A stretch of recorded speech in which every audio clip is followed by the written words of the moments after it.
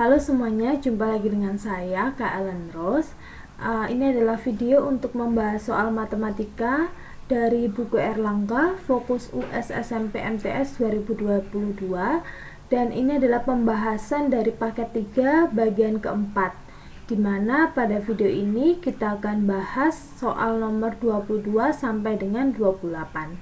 Langsung ke soal nomor 22 ya.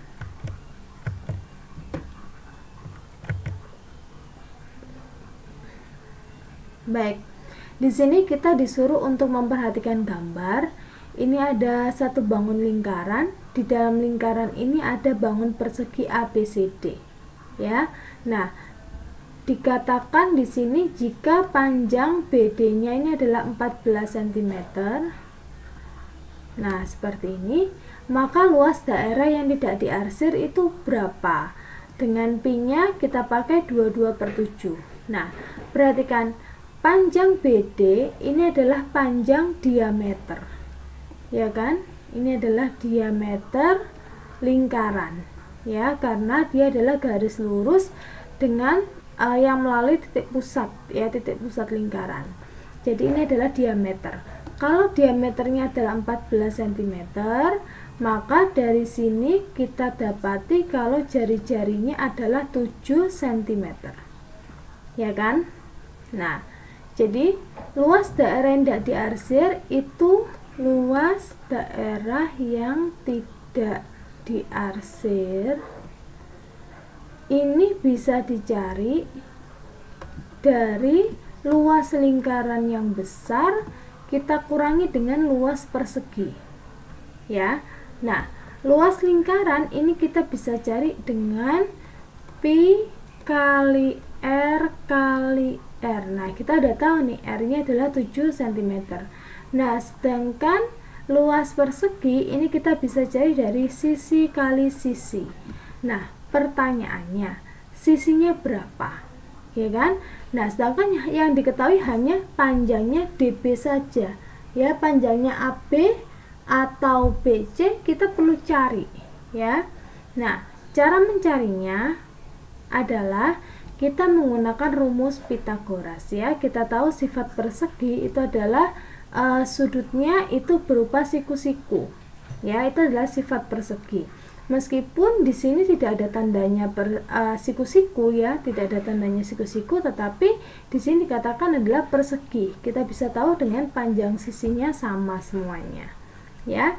Jadi dari siku-siku ini, ya, kita fokus pada segitiga ADB. Nah, kita fokus pada segitiga ini, ya. Nah, sehingga panjangnya DB kuadrat, ya, itu kita bisa cari dari AB kuadrat ditambah dengan AD kuadrat, ya. Kita tahu bahwa AB sama AD itu sama, ya. Jadi seandainya ini kita umpamakan X kuadrat, ya kan, AD itu juga X kuadrat, maka panjangnya DB itu adalah 14 kuadrat. Oke. Nah, sehingga X kuadrat ditambah X kuadrat itu sama dengan 2 kali X kuadrat, ya kan? Ini sama dengan 14 kuadrat, ya. Nah, sehingga kita lanjut ke sini, ya. Jadi 14 kuadrat itu kalau kita boleh tulis ini adalah 14 kali 14, ya kan? Ini akan sama dengan 2x kuadrat, ya. Sehingga nilai x kuadrat itu sama dengan 14 kali 14. Ini adalah 2 kali, ya. Jadi kalau pindah ke sana jadi per 2. Ya. Sehingga 14 ini dibagi 2 ini adalah 7. Ya kan? Jadi 7 kali 14. 7 kali 14 itu kita bisa tulis jadi 14-nya itu kita ganti dengan 7 kali 2. Ya. Jadi 7 kali 14. Ya. Nah, sehingga X kuadrat itu sama dengan 7 kuadrat kali 2. Seperti ini, ya. Kita lanjut, sehingga cara mencari X-nya adalah kuadratnya ini pindah ke sebelah kiri menjadi akar. Jadi akar 7 kuadrat dikali 2. Sehingga berapakah nilai X-nya? Yang bisa keluar ini adalah 7 kuadrat ya. Ini bisa coret jadi 7 ya kan, tinggallah akar 2. Nah ini ya, jadi X atau S-nya ini adalah 7 akar 2 ya. Nah, kemudian kalian masukkan di sini ya. Jadi Pi-nya ini adalah 22/7 kali jari-jarinya, kita tahu jari-jarinya adalah 7 ya, R kali R. Kita akan kurangi dengan S kali S. S-nya adalah 7 akar 2. Kita kalikan dengan 7 akar 2. Nah, caranya ini kita coret ya, tinggallah 22 kali 7 ya kan. Kita kurangi dengan 7 kali 7 ini adalah 49 ya kan, dikali akar 2 kali akar 2 ini hasilnya adalah 2. Nah ini ya, jadi ini hasilnya berapa dikurangi berapa. Nah nanti kalian hitung dan kalian komen ya, cari di sini apakah A, B, C atau D. Oke, saya tunggu komen kalian. Kita lanjut ke soal nomor 23. Oke, kalau kita perhatikan gambar, ini adalah balok yang dibuat dari susunan kubus satuan. Dan kalau kita perhatikan di sini panjangnya ada 1, 2, 3, 4, 5, 6, 7, 8, 9 ya. Panjangnya ini terdiri dari 9 kubus satuan. Kemudian lebarnya ini terdiri dari 3, 6. Nah, ini 6 satuan. Dan kemudian tingginya 1, 2, 3, 4, 5, 6. Oke, 6. Ya, tingginya juga 6 satuan. Nah, banyak kubus satuan yang tidak terkena cat. Kalau semua lapisan permukaan ini dicat, otomatis yang tidak terkena cat itu di bagian panjangnya itu adalah sisi belakang sama sisi depan ini pasti terkena cat ya. Jadi hanya ada, nah ini aja yang tidak terkena cat ya, karena di lapisan ini seluruhnya di bagian luarnya ya kan. Nah ini juga terkena cat, jadi dikurangi ada 2 balok ya, depan dan belakang yang tidak terkena. Begitu juga dengan bagian lebarnya ya, bagian lebarnya itu adalah nah di atas sama yang di bawah ya kan, yang terkena cat. Jadi kita kurangi 2, tingginya juga demikian ya, kita kurangi 2. Oke, karena atas dan bawah yang dikenai cat ya. Nah, jika seluruh permukaan balok dicat, maka banyak kubus yang tidak terkena cat, berarti inilah yang tidak terkena cat. Jadi panjangnya yang tidak terkena cat itu adalah 7 lapisan ya kan. Lebarnya itu ada 4 lapisan dan tingginya ada 4 lapisan, sehingga banyak kubusnya adalah sama dengan volume kubusnya, yaitu 7 kali 4 kali 4. Berarti ini adalah 28 kali 4. Yuk jawab ya, berapa bagian yang tidak terkena cat. Oke, kita lanjut ke soal nomor 24 ya. Perhatikan prisma trapesium sama kaki ABCD EFGH berikut. Jika panjang AB adalah 22 cm, kita isikan di sini ya. AB-nya adalah 22 cm, kemudian EF-nya adalah 10 cm, FT-nya 8 cm, dan BC-nya adalah 30 cm. Ya, tentukan luas seluruh permukaan prisma ABCD EFGH. Nah, langkah pertama kita akan menghitung luas alas dan tutupnya. Ya, jadi kalau ini adalah prisma trapesium sama kaki, maka yang merupakan alasnya adalah trapesium sama kaki, yaitu AEFB. Ya, AEFB, dan juga yang merupakan tutupnya ya, alas dan bagian atasnya atau bagian penutupnya itu adalah DCGH. Ya, jadi kita cari yang sama bentuknya, itu adalah alas dan atasnya. Oke. Oke, berarti ini kita mencari luas, artinya adalah 2 kali luas trapesium. Nah, berarti di sini kita pakai luasannya trapesium, yaitu A plus B per 2 kali T.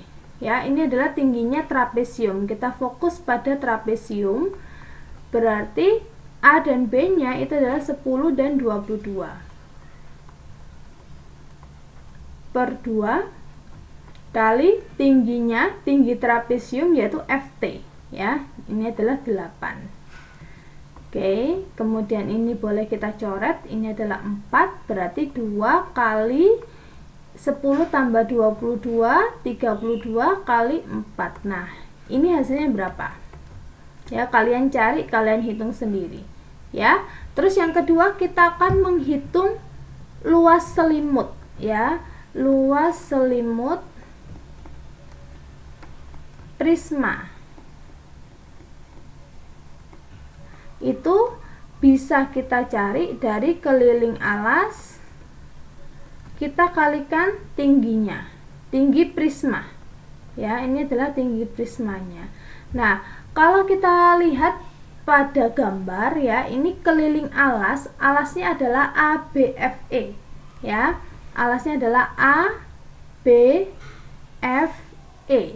kelilingnya. Nah, di sini kita tahu AB-nya 22, BF-nya kita nggak tahu, ya kan? Nah, ini yang harus kita cari, ya. Kalau kita lihat segitiga FTB, ya, itu adalah siku-siku. Kalau panjang EF adalah 10, AB adalah 22, maka nah, ini kita bisa tarik garis lurus, ya, garis perbantuan, maka EF itu sama dengan ini. Ya, jadi kita akan bagi 22 dikurangi 10 dulu, jadi hasilnya 12. Kita akan bagi dengan sisi yang ini, ya, sama panjang, yaitu berarti 12 dibagi 2, ini berarti TB-nya adalah 6 dan ini adalah 6.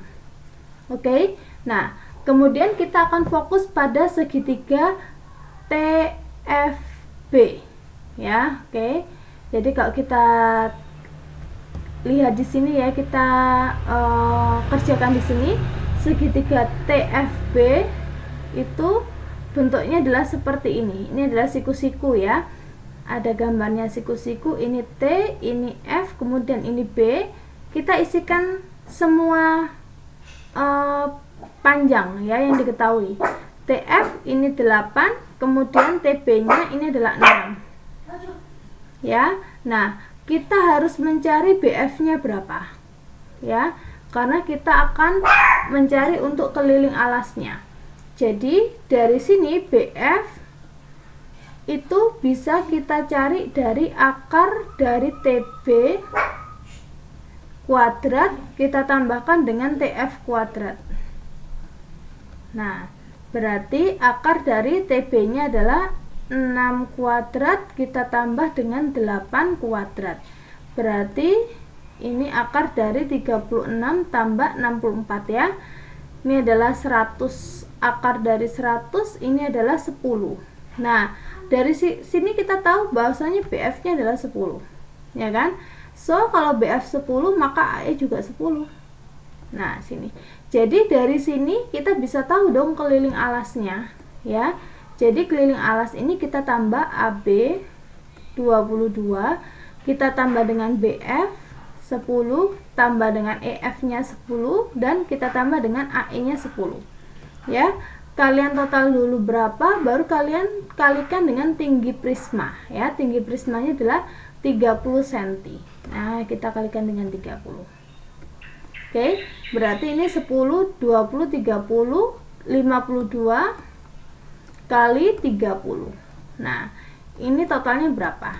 Ya, kalian cari. Sehingga luas seluruh prisma itu bisa kalian cari dari 2 kali luas trapesium kita tambahkan dengan luas selimut prisma. Nah, ini, ya. Jadi kalian isikan di sini, ini kalian isikan di sini. Kemudian kita tambahkan dengan luas selimut prisma yang sudah kalian cari ya. Nanti hasilnya berapa? Cari di sini dan jangan lupa komen ya di kolom komentar. Oke, kita lanjut ke soal nomor 25. Diketahui volume tabung adalah 250 cm3 jika panjang diameternya diperbesar 2 kali, tingginya 3 kali, maka volume tabung yang baru berapa? Nah, jadi kita tahu kalau volume pertama itu dia mempunyai jari-jari pertama yaitu R, kemudian ada tinggi, ya kan, tinggi pertama yaitu kita umpamakan T ya, sehingga volume pertama itu dia punya pi kali R kali R kali T ya. Ini volume pertamanya ini adalah 250 cm3 ya kan. Nah, sedangkan volume kedua, perhatikan volume kedua panjang diameternya diperbesar 2 kali ya. Jadi kalau diameter pertama itu adalah D, maka diameter kedua itu adalah 2 kali diameter pertama. Nah, berarti ini artinya jari-jari kedua itu adalah 2 kali juga jari-jari pertama ya. Ini yang kita pakai ya, jari-jari kedua adalah 2 kali jari-jari pertama, dan tingginya dibuat menjadi 3 kali. Jadi tinggi volume tabung kedua itu adalah 3 kali tinggi mula-mula ya. Nah, sehingga volume kedua itu kalau kita mau mencari itu adalah pi kali jari-jari kedua kali jari-jari kedua dikalikan tinggi kedua ya. Ini jadi berapa? Nah, kita masukkan pi kali jari-jari kedua itu adalah 2 kali jari-jari pertama ya. Jadi saya tulis di sini 2R, jari-jari kedua saya juga tulis 2R, kemudian tinggi kedua kita tulis 3T. Nah, seperti ini ya. Jadi kalau kita rangkum ini adalah pi kali R kali R kali T dikali 2 kali 2 kali 3. Berarti ini adalah dikali 12 ya. Bisa ya. Nah, karena pi kali R kali R kali T, nah itu kan sama saja dengan 250 ya. Jadi ini sama saja dengan 250 kita kalikan 12 ya. Ini adalah volume kedua ya. Nah, berarti ini sama saja dengan, diketahui volume tabung adalah 250 cm3 jika panjang diameternya diperbesar 2 kali, tingginya 3 kali, maka volume tabung yang baru berapa?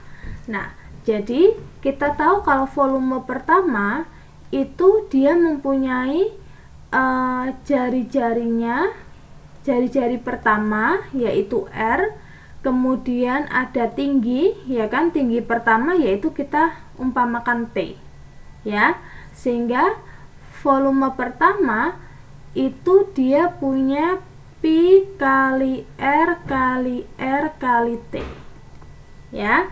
Ini volume pertamanya ini adalah 250 cm3 ya kan. Nah, sedangkan volume kedua, perhatikan volume kedua panjang diameternya diperbesar 2 kali ya. Jadi kalau diameter pertama itu adalah D, maka diameter kedua itu adalah 2 kali diameter pertama. Nah, berarti ini artinya jari-jari kedua itu adalah 2 kali juga jari-jari pertama ya. Ini yang kita pakai ya, jari-jari kedua adalah 2 kali jari-jari pertama, dan tingginya dibuat menjadi 3 kali. Jadi tinggi volume tabung kedua itu adalah 3 kali tinggi mula-mula ya.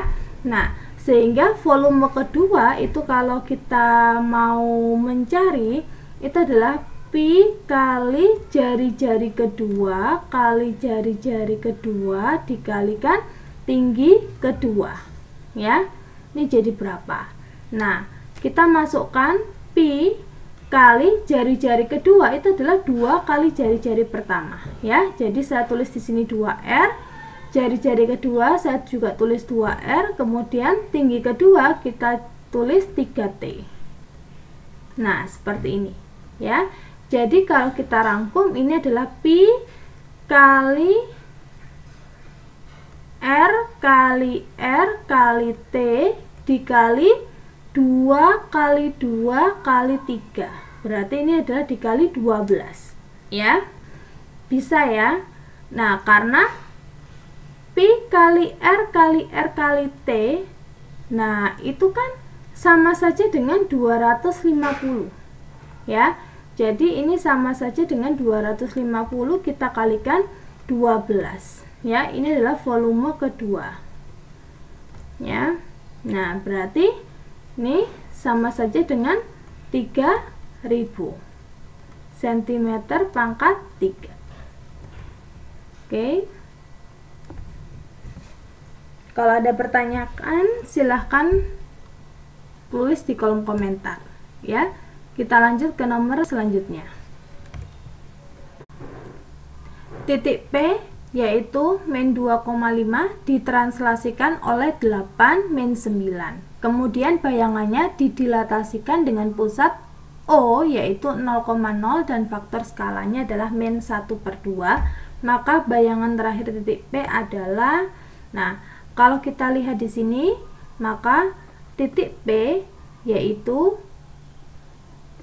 min 2, 5 ini ya koordinatnya, ditranslasikan oleh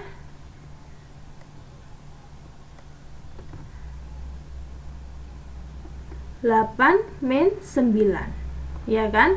Nah, ini akan menjadi P aksen ya, bayangan P pertama. Nah, caranya gimana? Caranya adalah min 2 ditambah 8 dan 5 ditambah min 9. Nah, ini ya, ini bayangan P pertama. Nah, kemudian setelah itu bayangannya didilatasi ya, didilatasi dengan pusatnya O dan faktor skalanya adalah min setengah ya. Nah, sehingga ini menjadi P aksen kedua atau bayangan P kedua ya. Jadi bayangan kedua P itu akan sama dengan, ini akan menjadi min 2 ditambah 8, ini 6, 5 ditambah min 9, ini adalah min 4 ya. Ini adalah P aksen pertama. Kemudian didilatasi, maka akan kita kalikan dengan min setengah ya, atas dan bawah kita kalikan dengan min setengah, sehingga menjadi bayangan P kedua ya, atau bayangan terakhir yaitu min 3, kemudian ini adalah 2. Nah, ternyata bayangan terakhir titik P adalah min 3,2. Nah, jadi kalian harus membedakan bagaimana cara mengerjakan untuk translasi dan bagaimana cara mengerjakan untuk dilatasi ya. Oke, kita lanjut ke soal nomor 27. Perhatikan gambar berikut. Kalau kita lihat di sini, ini adalah dua segitiga yang sebangun ya. Kenapa saya katakan sebangun? Ya karena ada dua sudut yang sama, yaitu sudut B ya kan, pada segitiga kecil dan juga besar, ini sudutnya sama. Kemudian ada satu sudut lain lagi yang sama besarnya juga, yaitu sudut E dan juga sudut A. Nah, ini juga sama besarnya, meskipun mereka besar, segitiga besar dan segitiga kecil ya. Jadi cara mengerjakan yang paling gampang adalah kita akan gambar dua bangun segitiga besar dan segitiga kecil dengan bentuk yang sama ya. Jadi bentuknya sama, yaitu nah seperti ini. Ini adalah sisi titik B, ini A, dan ini adalah C. Ini yang besar ya. Jadi titik A nya ada tandanya seperti ini, sudut A nya ya. Kemudian kita akan gambar yang kecil ya. Yang kecil hampir sama, tapi Jadi B titik B ya, ini sama ya, jadi menghadap yang sama B. Kemudian ini kita cari sudut yang sama ya. Jadi sudut yang sama dengan A itu adalah E. Nah, di sini kalian tuliskan E ya kan. Nah, berarti sudut yang lain itu adalah titik D di sini ya. Nah, dari dua segitiga ini maka kita akan isikan hal-hal yang diketahui dari bacaan. Jadi dibilang panjang AB-nya adalah 25. Jadi AB-nya ini adalah 25. Berarti ini ya, panjang AB ini 25 cm. Kemudian panjangnya AC adalah 20 cm. Kemudian BD kita isikan di sini 12 cm. Kemudian BE-nya adalah 10 cm. Nah, kita disuruh mencari panjang BC dan ditambah dengan panjang DE ya. Panjang BC ditambah dengan panjang DE. Oke, nah sekarang kita akan mencari panjang BC terlebih dahulu. Nah, panjang BC ini bisa kita cari dengan kita bandingkan antara segitiga besar dengan segitiga yang kecil ya, pada sisi yang bersesuaian. Contoh, segitiga besarnya adalah BC, kita bandingkan dengan segitiga kecil, yaitu BC sisi miring sama dengan DB sisi miring ya. Nah, sama dengan, kemudian kita bandingkan dengan sisi yang sama-sama punya panjangnya dengan jelas ya, nilai panjang dengan jelas. Jadi contohnya pada segitiga yang besar itu saya bandingkan antara AB dengan segitiga kecilnya yaitu EB ya, sisinya sama, letaknya di bawah, dia diapit pada sudut yang sama ya, yaitu A dan B serta di sini E dan B besarnya sama. Oke, jadi kita masukkan di sini adalah besar per kecil sama dengan besar per kecil. Nah, kemudian kita masukkan di sini BC-nya, karena nggak tahu kita umpamakan dengan X, DB-nya 12, AB-nya 25, EB-nya adalah 10. Nah, dari sini mungkin ada yang kita bisa sederhanakan ya. Contoh 25 dengan 10 ini sama-sama bisa dibagi 5. 25 dibagi 5, 10 dibagi 5 ya. Baru kita kalikan silang. X kali 2, 2X akan sama dengan 12 kali 5 ya, sehingga X nya ini adalah 12 dikali 5, kita bagi dengan 2 ya, berarti 12 dibagi 2 ini adalah 6, 6 kali 5 ini adalah 30. Nah, ternyata kita tahu BC nya adalah 30 cm ya, itu adalah BC. Nah, sekarang kita cari lagi DE.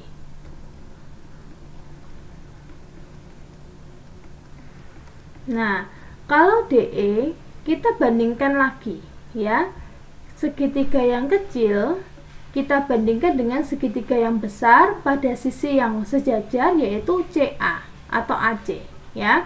Jadi DE per AC itu sama dengan segitiga kecilnya yang diketahui saja ya, EB itu kan kita tahu besarnya, kita bandingkan dengan AB yang juga kita tahu besarnya ya. Jadi tahu, tapi ini yang nggak tahu, bisa itu kita cari ya. Jadi misalnya DE nya ini kita umpamakan dengan Y, AC nya 25 kita isikan, EB nya adalah 10,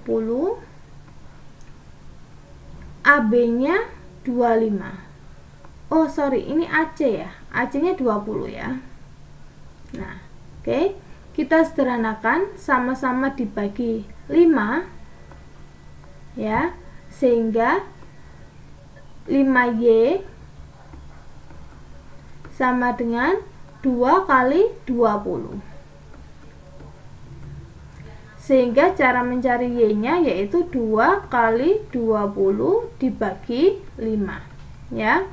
Maka Y-nya yaitu 20 dibagi 5, ini adalah 4, berarti Y-nya adalah 8 cm ya.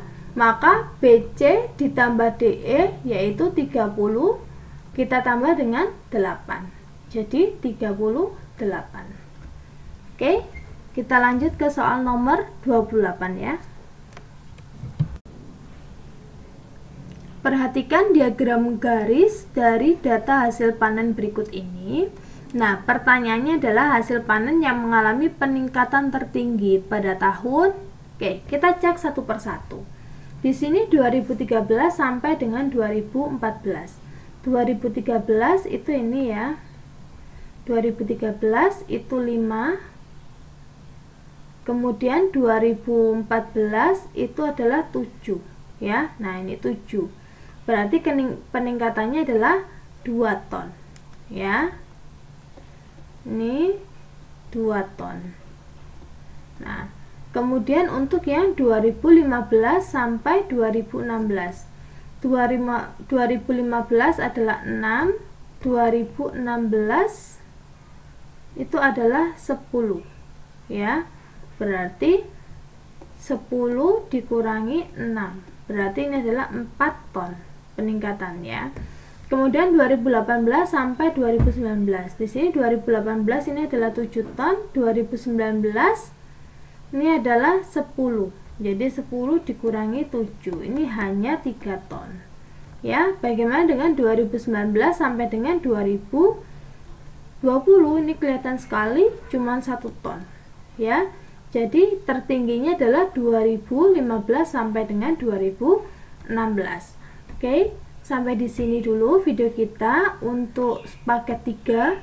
Ini adalah video bagian keempat. Kita akan lanjut untuk bagian kelima, yaitu soal nomor 29 sampai dengan IC ya, atau uraian. Oke, so jangan lupa untuk like video ini dan juga subscribe channel ini supaya kalian bisa mengikuti untuk latihan soal yang lain. Oke, sampai jumpa di video saya selanjutnya ya. See you.